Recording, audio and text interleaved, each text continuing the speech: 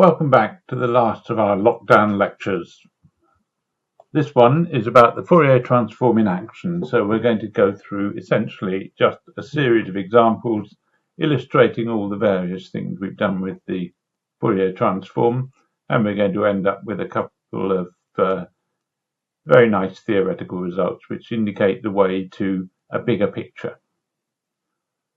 So you'll find quite a lot of examples in the lecture notes, and these first two are simple versions of those, just to give you the idea of how they work. So 90a, use the inversion theorem to evaluate the integral of sine s over s and 1 over s squared plus 1. So sine s over s you know how to do by a standard contour integral method. It's a bit of a pain using an indented contour at the origin, using the function e to the I z over z, and for the second one you've known how to do that since you were at school by substitution, but we can do them both in one line using the Fourier transform. And what we do is we just use the fact that we know f of x is the integral of 1 over 2 pi times the Fourier transform f hat times e to the ixs, that's the Fourier inversion formula. If you put x equals 0, you get the result that f of 0 is equal to 1 over 2 pi times the integral of the Fourier transform, which is the analogue of saying that the Fourier transform of 0 is the integral of the function.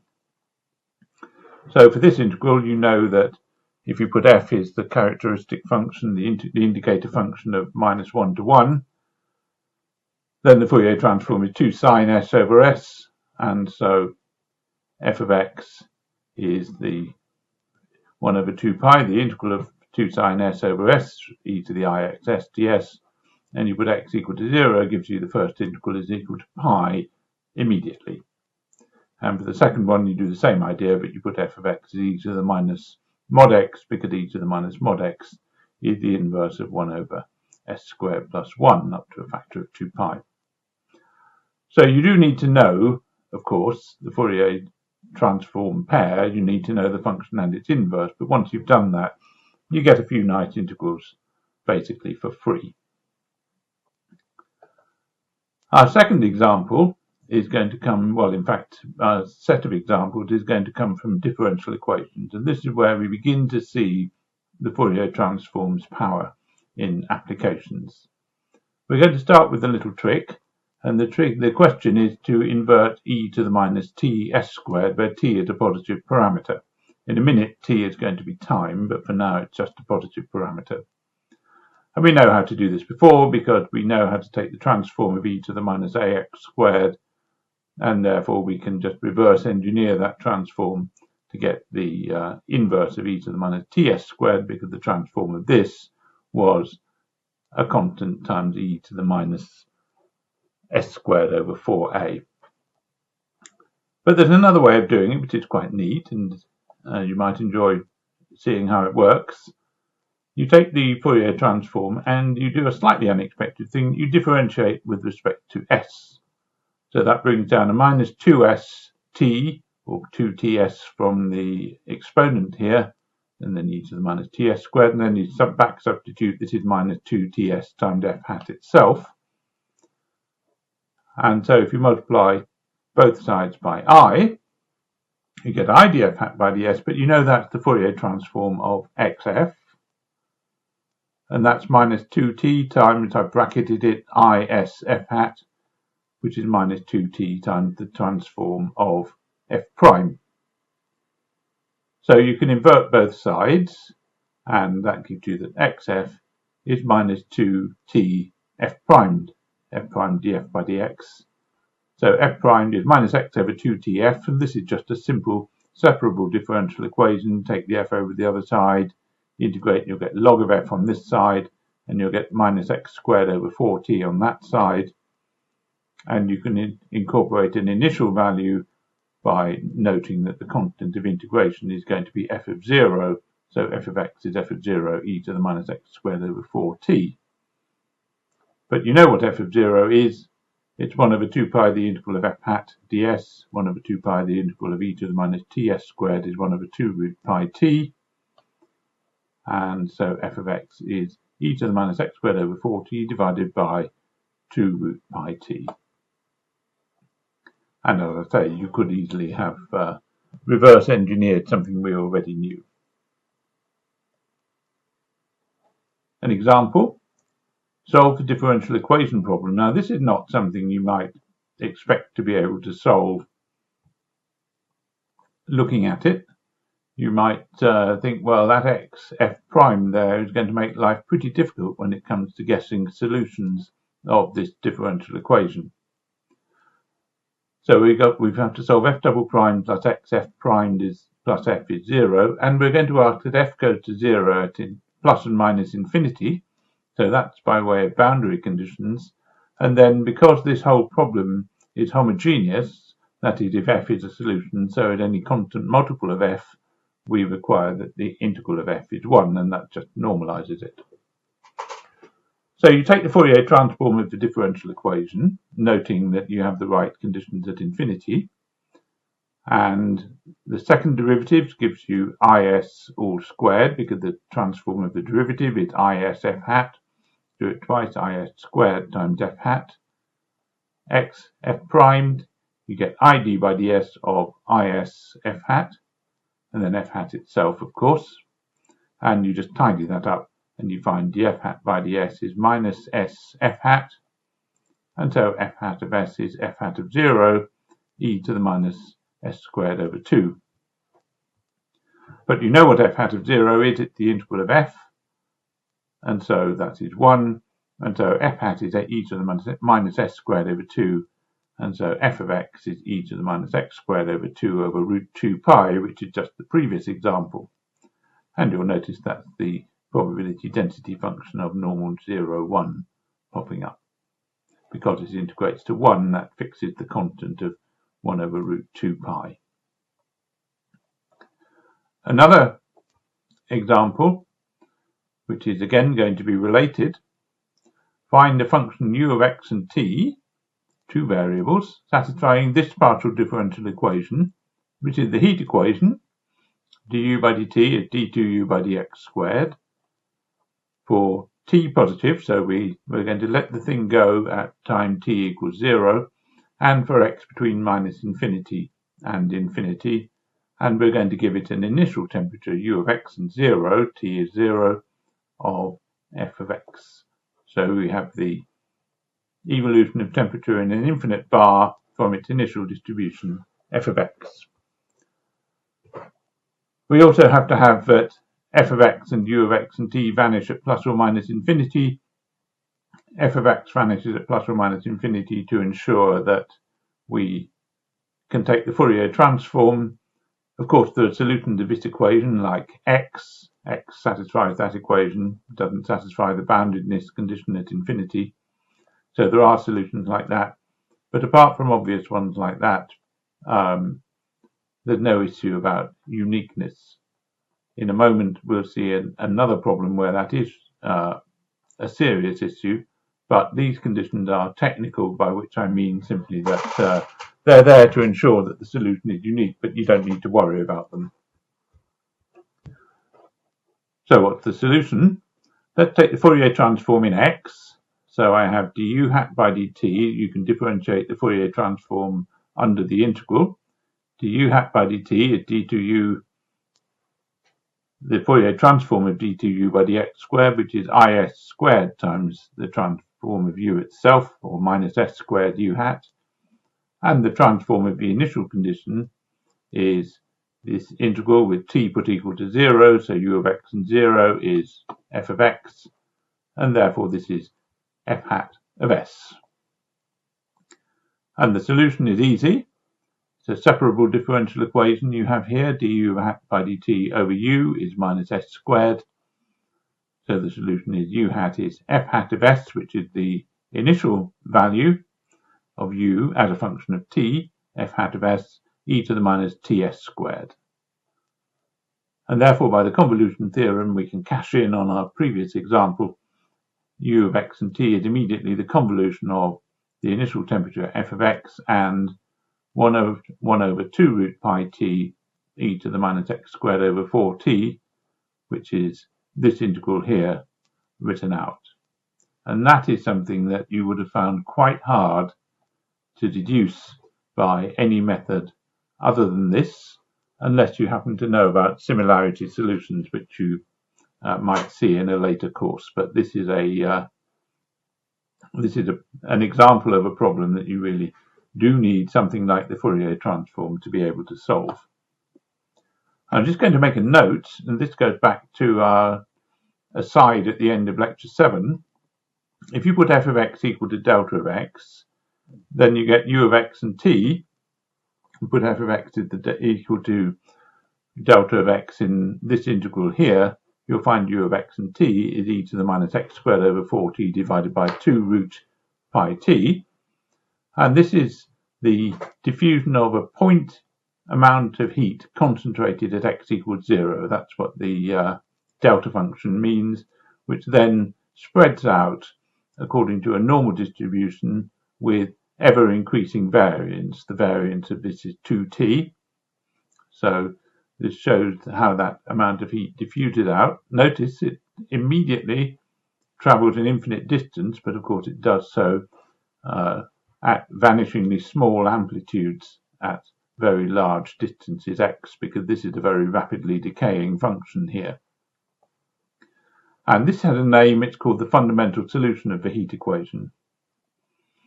And if you look at this equation here, the one marked dagger, and put t as 0 with f equal to delta of x, then this will be the convolution of delta of x and delta of x, which is delta of x. So this is an illustration of delta star delta equals delta. Just incidentally, and for future reference really, you may wonder why we keep seeing the normal distribution cropping up here. And there is a very beautiful and elegant thing in probability, or in stochastic analysis it's called Brownian motion, representing the motion of a point which diffuses in such a way that the distribution of its position is normal with variance that increases linearly in time. It's a continuous time limit of a standard random walk problem where you start at the origin and then you go left or right with equal probability and then repeat and repeat and repeat.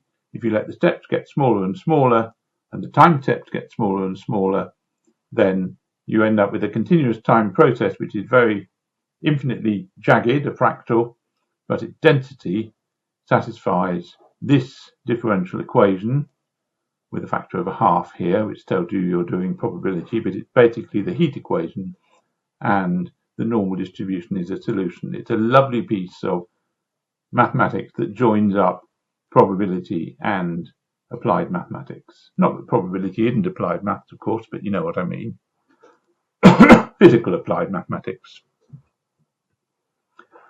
Let's move on. This is another very famous problem. This is, I think it was Dirichlet who solved this problem originally. Find a function u of x and y which satisfies Laplace's equation d2u by dx squared plus d2u by dy squared is 0 for x between minus infinity and infinity, y positive, with a given boundary value f of x. So this is steady heat flow in a half plane, a two-dimensional steady heat flow, and you're given the temperature distribution on the boundary y equals 0.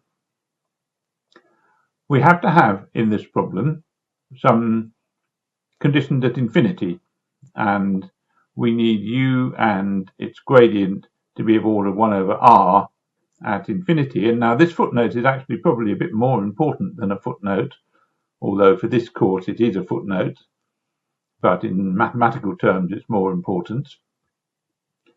Because if you want to prove that the solution of this problem is unique, which you always do want to do in a differential equations problem, then you're going to use the standard proof, you've already seen it in your first year work, that you integrate the divergence of u grad u over a large semicircle, the interior of a large semicircle. You use Green's theorem, or the divergence theorem by another name. you use the divergence theorem to convert that into an integral around the semicircle, and then you show that the integral over the semicircle goes to 0. The integral along the real axis, if u is 0 there, the integral along the real axis is 0, and therefore u itself is 0. You apply that to the difference of two solutions. Very standard argument you've seen several times. But you do need to know that you have decay at infinity. And if you don't have that decay at infinity, it's very easy to write down solutions to this bit of the problem, Laplace's equation with a given f of x, because if you think of it, one solution, you can add things like y. Y satisfies Laplace's equation. Y vanishes on y equals 0, kind of obvious. So if you add y to your u, you've still got another solution to the problem. And another one is xy, and you can think of infinitely many sine y times e to the x. And there are infinitely many more of these. So you do need to impose this condition for this kind of a problem. As to y, if you want to look into this further, well, you ought to do a course like applied partial differential equations next year. Anyway, to go back, how do we solve this problem? What we're going to do is we're going to take the Fourier transform in x of this equation and of this boundary condition, and then just as we did with the heat equation, we'll get a differential equation for the transform which we can solve. So here's the transform of the equation. That minus s squared is is all squared. Comes from the second x derivative. This is just the y derivative of the transform, which is the transform of the y derivative. You can differentiate under the integral sign. That's the transform of the value on y equals 0 in x, that variable there. And this is, of course, an easy equation to solve. It's just the ordinary hyperbolic functions or exponential functions, but the convenient way to write the solution is not e to the sy or e to the minus sy, remember y is the variable here, but e to the mod sy and e to the minus mod sy. And the reason for that is that you want to have decay at infinity, y is infinity, and so you can immediately throw away anything which has exponential growth in that form. Otherwise it becomes extremely fiddly because you have to choose different a's and b's depending whether s is positive or negative, but this puts it all in one box. So the solution is u hat is something times e to the minus y times mod s, and then you put y as 0, this is 1, so the constant of integration, which is really a function of s, but as far as y is concerned it's constant, that is just f hat of s. But then we recognize this. E to the minus y mod s is the Fourier transform of y over pi times x squared plus y squared, with x as the variable, so x maps over to s. And we've seen this example several times, and it's not surprised because it is actually an important example that crops up in real problems of this kind. So we can immediately write down by the convolution theorem in x, u of x and y is f star g, where this is g, is y over pi, that's the y over pi, the integral of f of t over x minus t squared plus y squared. And there is an explicit solution of Laplace's equation with any boundary data that you like. Well, we can't have a solution like this without at least playing with it and seeing if we can find some nice ones where we can evaluate this integral. So here are some low-hanging fruit. This is a bit of an aside, going again somewhat outside the boundary of the course, but I can't resist. Suppose you put f of x is delta of x. Suppose you put a delta function on the boundary. What would that be? That would be a point source of heat at the origin, and then the whole of the rest of the x-axis maintained at temperature 0. Rather difficult to do physically, but you can imagine it as a sort of view from 10,000 meters of a finite but very concentrated source of heat at the origin. So if you put f is delta, then you can evaluate this as a normal integral, at least for y not equal to 0, and then you would simply end up with u is equal to this function g, y over pi times x squared plus y squared. And you can see that, of course, as you let y go to 0, this is an approximation to delta of x, because its integral in y is 1. As y goes to 0, it goes to 0, and y is not, when x is not equal to 0, and so it is an approximation to the delta function. There's a nice physical interpretation of this solution, g of x and y, on the previous page. It's called a dipole, and you can get it by taking the method of images for a point source at y is epsilon, x is 0, and y is minus epsilon, x is 0. And then you let them go together, get closer and closer together, and you let the magnitude of the sources go to infinity, and you will find this pops out as the limit. And the easy way to do that is to write down the complex potential corresponding to that, which those of you doing fluid mechanics will very shortly be encountering. So there's a little bit something here that you can go back and have another look at later on. You don't have to know fluid mechanics to do it. You can just write down the solution for a steady heat source, which you studied last year, centered at 0 epsilon, and another one centered at 0 minus epsilon. Add them together and then subtract them, because this is a sink and negative source. Subtract them and then expand as epsilon goes to 0, and you will be able to get that limit with a little bit of work. Here's another special case. It doesn't satisfy the conditions of our theorem, so we need to be a bit careful. F of x is h of x, the Heaviside function. It doesn't decay at infinity, but it is bounded as infinity, and its gradient goes to 0 at infinity. So this is actually okay. Well, you can work out this integral when this is the Heaviside function, because what you have is, this is the Heaviside function of t, so you have to integrate from 0 to infinity 1 over x minus t squared plus y squared dt, and you very soon find that that is tan to the minus 1 of x over y. And then when you tidy that up, you will find that you get u of x and y is 1 minus theta over pi, where theta is the polar angle. There is a constant pi by 2, I think you get, and then you get minus plus tan to the minus 1 of x over y, and then you have to realize that tan to the minus 1 of x over y is minus tan to the minus 1 of y over x. Anyway, you can do it. You can do it. Now, here's the point. You know that solutions of Laplace's equation, d2u by dx squared plus d2u by dy squared is 0. These are the real parts of holomorphic functions. You showed that in complex analysis.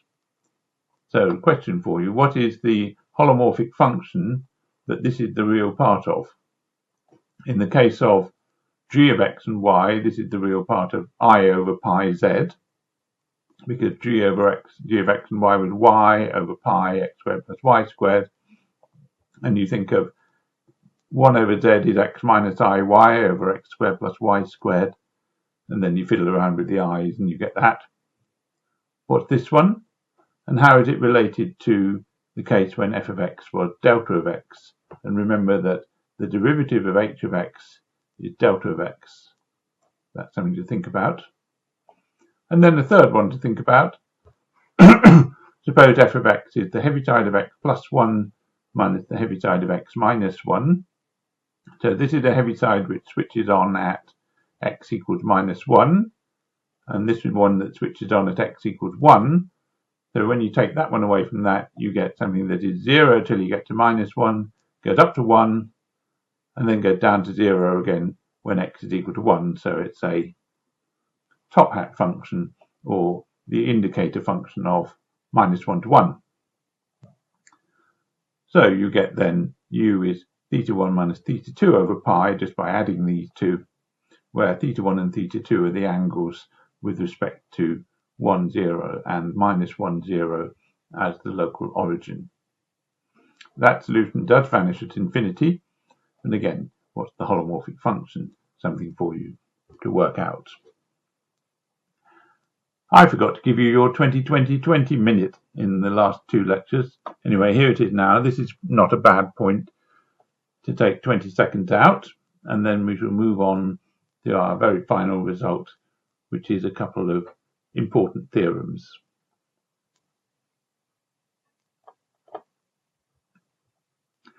Okay, so I is rested. Let's get down to it. We're going to prove the famous theorems of Parseval. Was Parseval a character in Wagner? Feels as if he ought to have been. Anyway, Parseval and Plancherel. And we start with Parseval's theorem because Plancherel is a special case of it. So Parseval's theorem says if f of x and g of x have Fourier transforms f hat and g hat, and using a bar to denote complex conjugate, not a Laplace transform, but a complex conjugate from here on, the integral of f times g bar is 1 over 2 pi, the integral of f hat times g hat bar.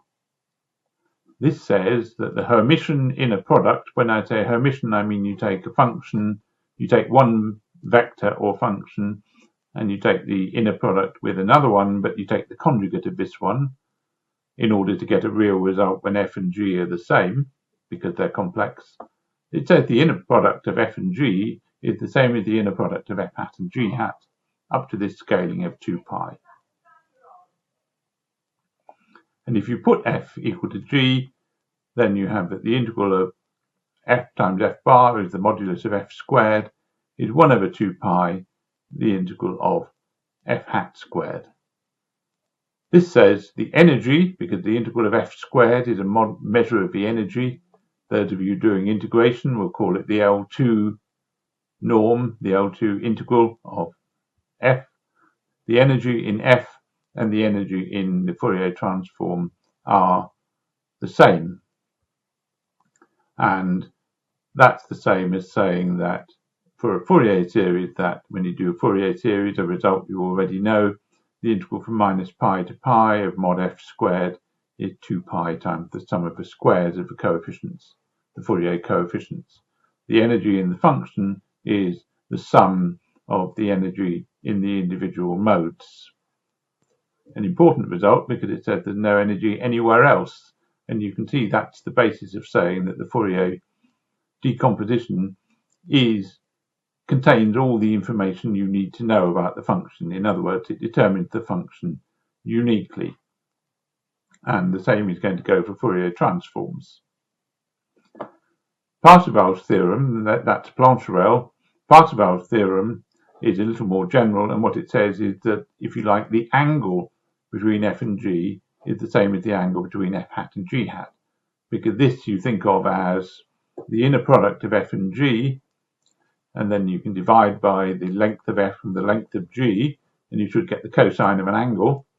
This is the inner product of f hat and g hat, which is again divided by the length of f hat and the length of g hat, the modulus of f hat, the modulus of g hat, and this should also be the cosine of an angle. So all of a sudden, we have an opening into geometry of an infinite dimensional space. And that's rather an amazing vista to open up, isn't it?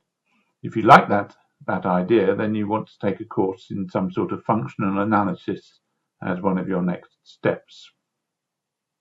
Anyway, how do we prove this? I'm going to give you two proofs. Proof number one is along the lines of what we've done before, and it's the kind of highly dodgy but intuitively correct version that relied on saying that the Fourier transform of e to the isx is a delta function. So what do? We start with the right-hand side, the integral of f hat g hat bar, complex conjugate. Then we substitute for each of these, just as we did for the inversion. Substitute for each of those. We have a wonderful triple integral of f g bar e to the I s times x minus y. So that's e to the I think that should probably say e to the minus is. That should say y minus x, I think, there. Anyway, you can sort it out. dx dy ds. And then what I do is I do this little bit with the e to the is times x minus y. I do that separately, ds, and then I do the x and y integrals later. And this integral, of course, I recognize as 2 pi delta of y minus x. And then this leaves me with the integral of f of x times the conjugate of g dx. I'll go back and change that before I put the lecture notes up on the web. And of course, we've done exactly the same thing here as we did in the Fourier inversion theorem last time, and it's exactly the same step. Like I say, this is not the world's most rigorous proof, but it certainly had the intuition. If you want a properly rigorous proof that doesn't involve this, and you shouldn't need to do this, because really you only need to have this step once in your life when you prove the Fourier inversion theorem. Once you've got that, any other theorem that relies on it should, if it's any justice, you should be able to do without having to go through this again. And indeed you can. So here's a sketch which, again, you can fill in the gaps. It's very straightforward. What you would like to do is you would like to use the idea that the Fourier transform at 0 is the integral of the function, and the function at 0 is the integral of the Fourier transform with appropriate factors of 2 pi in. Now, the convolution itself doesn't give you an integral that looks like f of x, g of x, because the convolution you would have the integral of f of t, g of x minus t.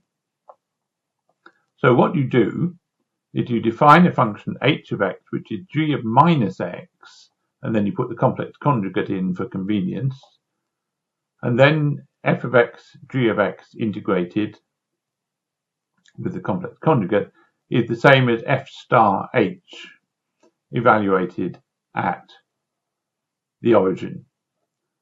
And I think that should probably say it won't be x is 0. This should be these variables here should be t. These dummy variables should be a t, really. So this will be the integral of f of t times g of t minus x, or bar g of t minus x because of that minus sign there. And then you put x is 0 and you get f of t, g of t dt.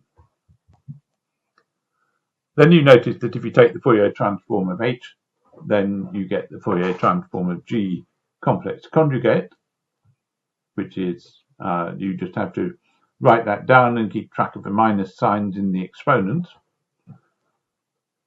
But by convolution, the transform of f star h is f hat times g hat bar, f hat h hat, which is f hat g hat bar.